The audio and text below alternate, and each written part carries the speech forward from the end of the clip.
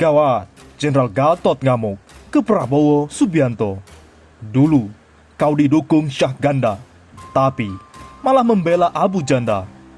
Bebaskan Jumhur dan Syah Ganda.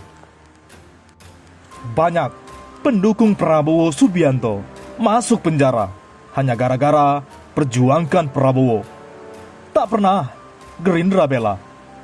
Tapi giliran Abu Janda kau katakan membangun negeri. Kurang ajar cara berpolitikmu, penuh kelicikan.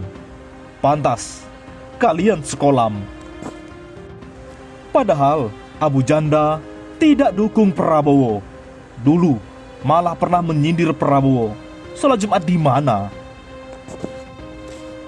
Kok sekarang bisa Gerindra pertemukan Abu Janda dan Natalius, sementara Habib Rizik Syihab yang dukung Prabowo mati-matian? Kok tidak bisa ya Prabowo pertemukan Habib Rizik Syihab dengan Jokowi? Habib Rizik seharusnya kalian bela secara mati-matian. Bagaimana caranya beliau harus bebas? Bukannya malah kau bela si Abu Janda. Abu, manusia yang tak penting di negeri ini, malah kau bela. Kau sakiti hati ulama-ulama, terutama Habib Rizik. Analisa saya, ini persiapan 2024. Jangan kaget jika Prabowo Subianto nanti akan disokong oleh Abu Janda sebagai influencernya. Tapi saya prediksi Gerindra akan semakin jeblok. Karena pertama, pendukung Abu Janda akan tetap memilih partai lain. Kedua, mayoritas sebagian Muslim pemilih Gerindra yang bisa dikatakan membenci Abu Janda akan beralih dukungan ke partai lain. Kebetulan saya sering mendengarkan obrolan di masyarakat. Anak buah SBY pun ikut membantu. Coba bebaskan Jumhur dan Syah Ganda dulu, baru kita percaya pemerintah Jokowi butuh kritik. Pernyataan Presiden Joko Widodo yang meminta masyarakat lebih aktif dalam mengkritik pemerintah terus dipertanyakan. Pasalnya, permintaan itu tidak sesuai dengan fakta yang sebenarnya tengah terjadi. Kader Partai Demokrat, anak buah SBY, Cipta Panca Laksana, menilai pernyataan Jokowi sebatas basa-basi untuk mendongkrak indeks persepsi demokrasi Indonesia yang sedang anjlok. Karena indeks persepsi demokrasi kita turun, pemerintah bikin statement, pemerintah butuh kritik. Namun demikian, para aktivis tentu sudah paham bahwa pernyataan itu sebatas pencitraan. Para pengkritik tidak akan percaya begitu saja sampai pemerintah membebaskan rekan-rekan mereka yang ditangkap polisi karena kritis pada pemerintah. Coba bebasin Jumhur dan Syah Ganda dulu, baru kita sedikit percaya. Iya nggak sih? Tak sampai di situ, Jenderal Gatot, kami sindir PDIP, mensela-mensle demi anak Pak Lurah, bikin rakyat muak. Sikap mayoritas fraksi di DPR RI yang berubah haluan menolak revisi Undang-Undang Pemilu dan mendukung Pilkada Serentak 2024 disorot publik. Bahkan secara khusus, deklarator dan Komite Politik Koalisi Aksi Menyelamatkan Indonesia, kami, Gede Striana Yusuf, menyoroti sikap Partai Demokrasi Indonesia Perjuangan PDIP yang dinilai tidak konsisten. Bukan tanpa sebab, merujuk pada perdebatan Pilkada 2020 lalu, PDIP yang paling vokal untuk tetap menggelar Pilkada di tengah pandemi COVID-19. Namun, kali ini, partai pimpinan Megawati Soekarno Putri itu mengambil sikap berbeda terkait upaya menormalisasi Pilkada 2022 dan Pilkada 2023.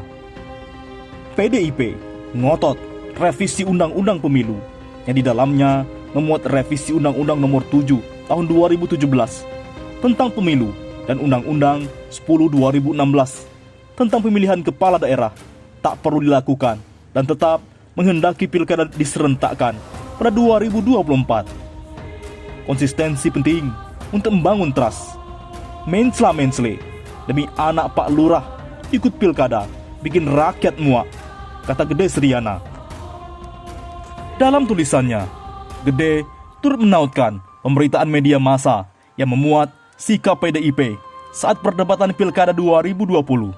Saat itu, PDIP ngotot digelar pilkada di tengah pandemi karena alasan keberadaan PLT kepala daerah tidak tetap.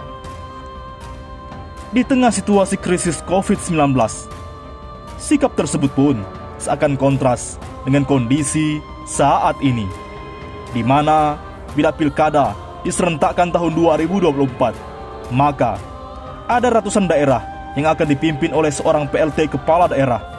Padahal hingga kini pun wabah COVID-19 masih menghantui Indonesia. Melihat hal tersebut, Direktur Eksekutif Indonesia Future Studies Infus memandang bahwa ada arogansi dari penguasa yang tengah dipertontonkan kepada masyarakat.